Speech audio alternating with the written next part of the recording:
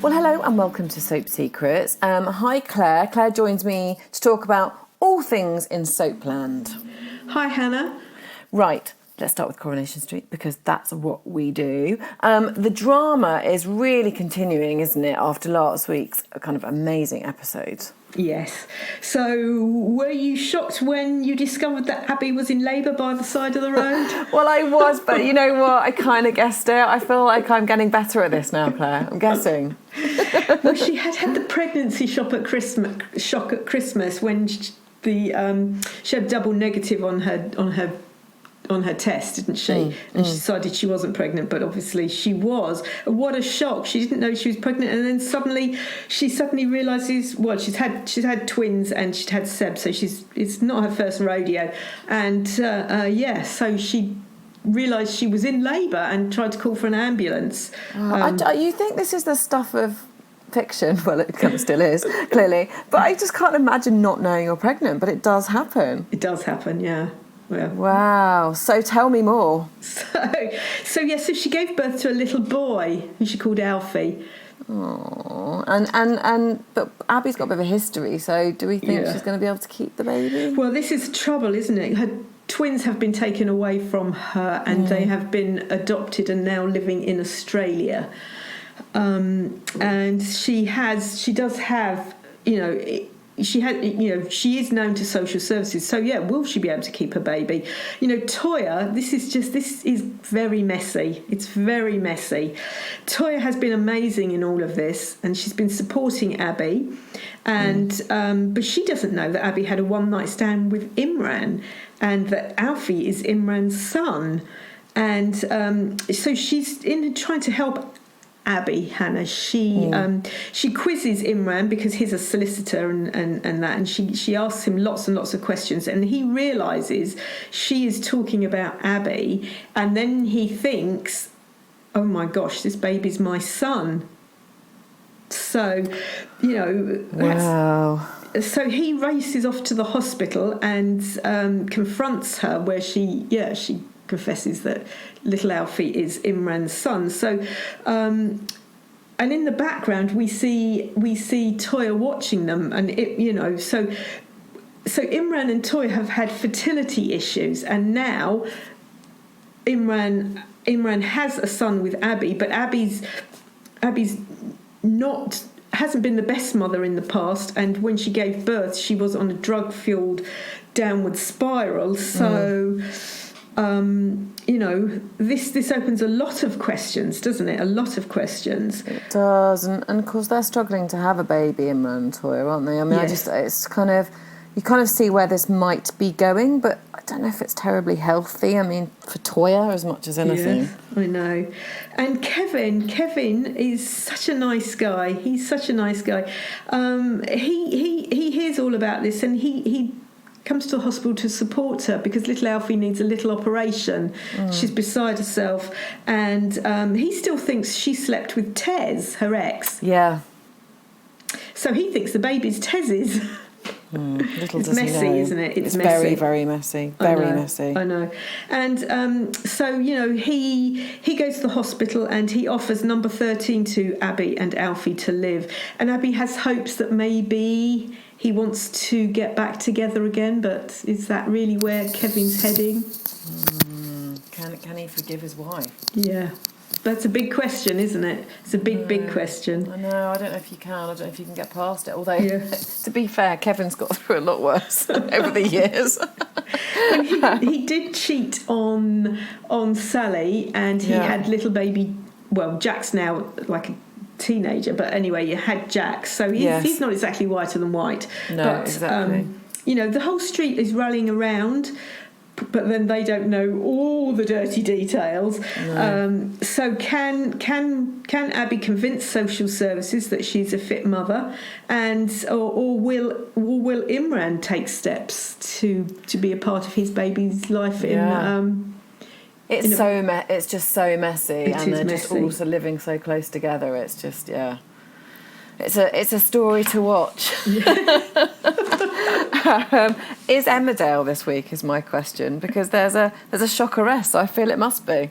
It is. So we saw the wedding of Dawn and Billy, and then that was a nice wedding. That was obviously Mina ruined it, but before they got to the reception and Mina kidnapped them, the wedding itself was lovey-dovey. And we actually have a perfect wedding couple. They are in love, and their wedding was lovely. Just the after bit didn't go to plan. Not quite.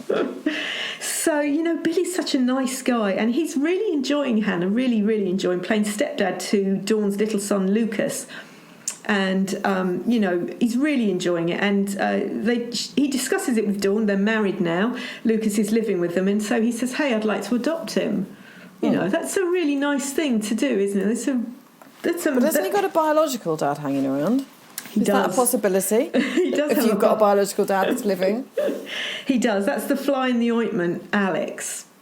Now, he's not Mr. Nice Guy. So. No. And, I mean, I can't really... It's sort of beyond my comprehension why somebody would agree, if they're around and the father, to allow someone else to actually legally become your child's father. But I guess there are situations. And although he isn't very nice... He does appear to eventually agree to it. He does, but he has a reason for that. So he's not very nice, and he's a drug dealer. And so Hannah, Dawn and Billy go to visit Alex and put this to him. I mean, he hasn't really been a big part of Lucas's life. He's a bit of a deadbeat dad, I think, as the Americans say. He doesn't want to at first. Then he appears to have agreed to it, and later on we see him drive over to Woodbine, and he asks Dawn to meet him, where he demands that she deals drugs for him to pay off his debt in return for the adoption agreement. No. She's going to do it, isn't she? Well, he's got a big debt. He owes a lot of money to nasty people. So, I mean, Billy is really, really pleased that that Alex had agreed to this. The whole family, Will and and Harriet, are really pleased that Lucas is going to have a stable dad. So and she feels really stressed about this, and she hides Alex's blackmail from the family. So and as all her avenues are cut off, Dawn feels she has no option but to do as Alex demands. So making one final call, she goes out on a drugs deal with Alex, and as the meeting concludes, the police swoop in and Dawn is put into the back of a police car. Oh no.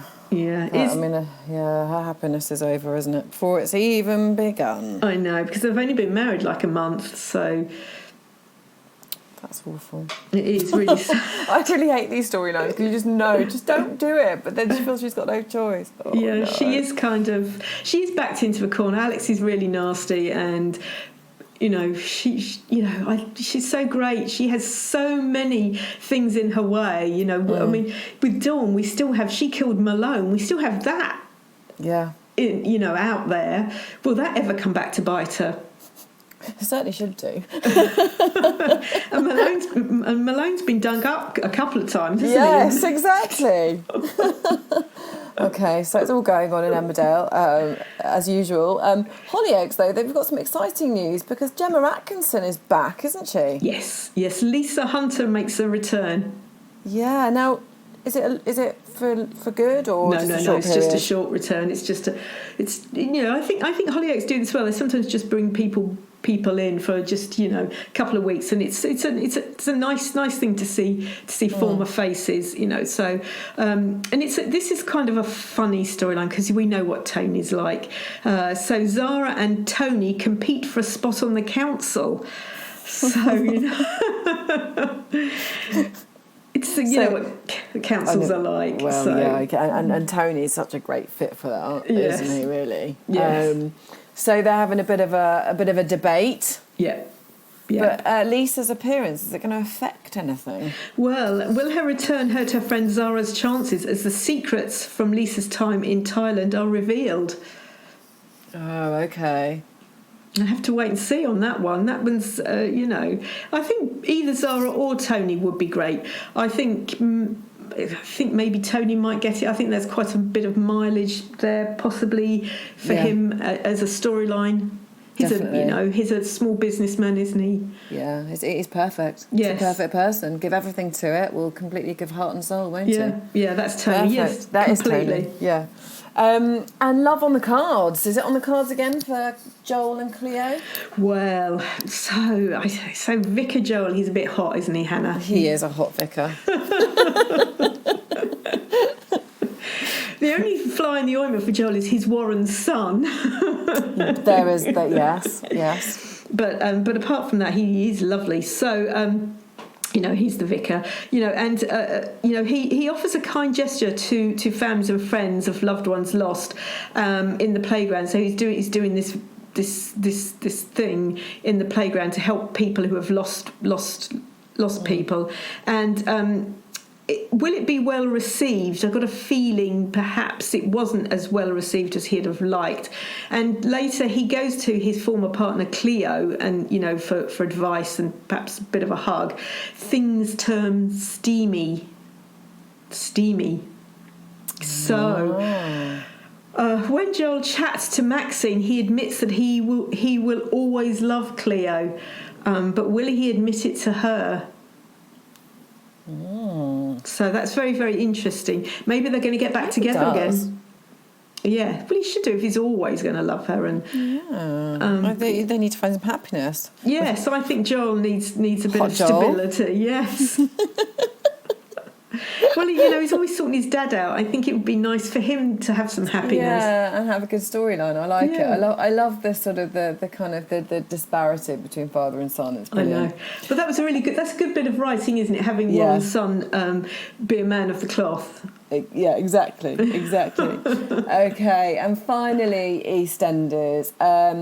Last week's massive showdown in the square with Gray, and Karen and Mitch are in bits. As is Chantelle's brother Keegan. Yeah. And Karen has finally learnt that Gray did actually kill her daughter. So we're now seeing the fallout because the grief just must be horrendous. Yes. For Karen, it must be even worse because she supported Gray. This is what we have been waiting for because we all knew, that Gray killed Chantelle. We saw the shocking episode when he did it.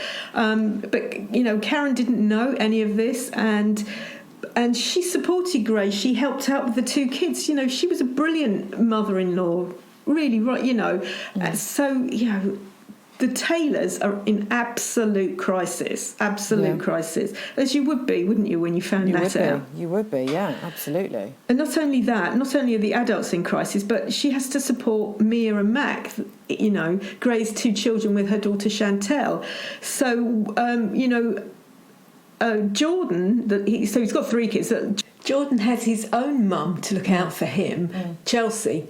Karen has obviously, Karen, she takes in waifs and strays from all over the place, and her grandchildren will be enveloped into the Taylor household and loved. Yes. And she's trying to support them, and she's trying to do her best by them.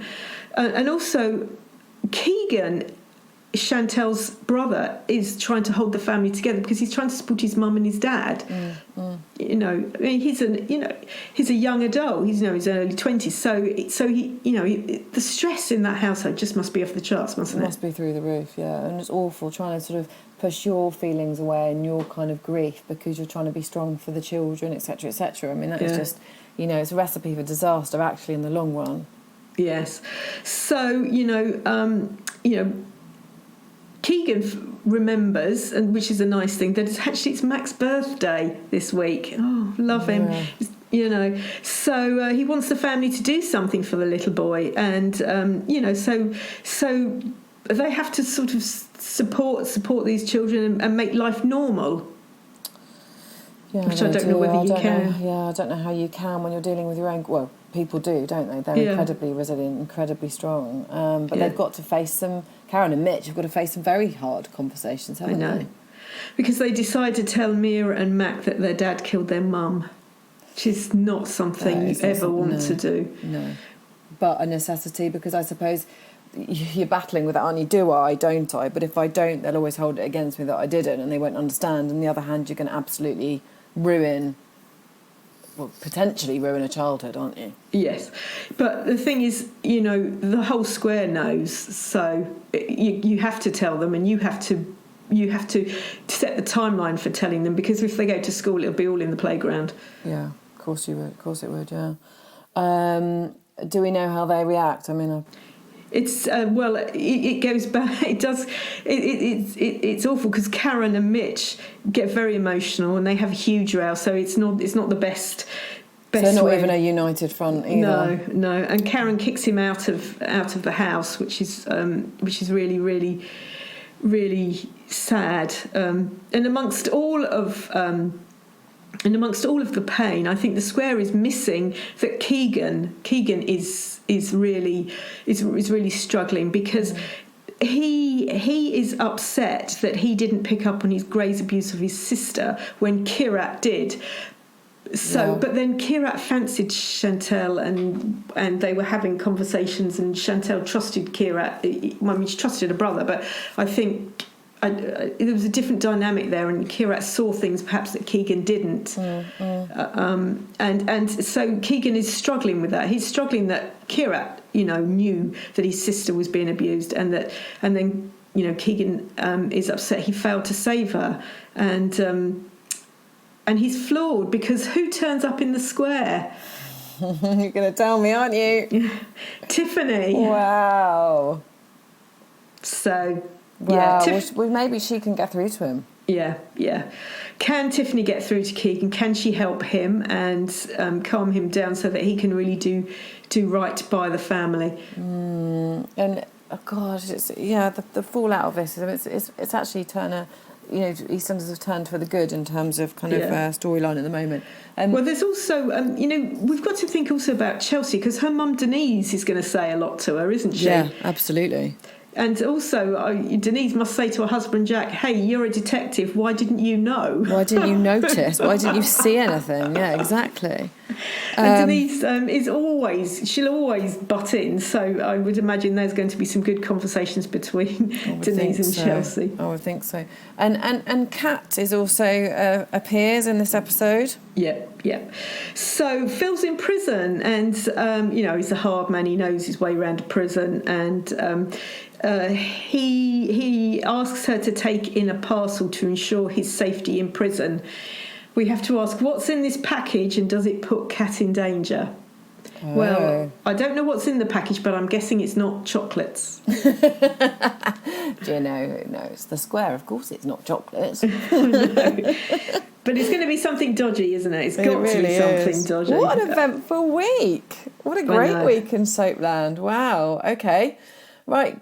Clear your diaries, because you need to be watching pretty much something every single night and making the most of Holby as well. So thank you for listening. We'll be back next week with even more gossip. Till then, have a good week.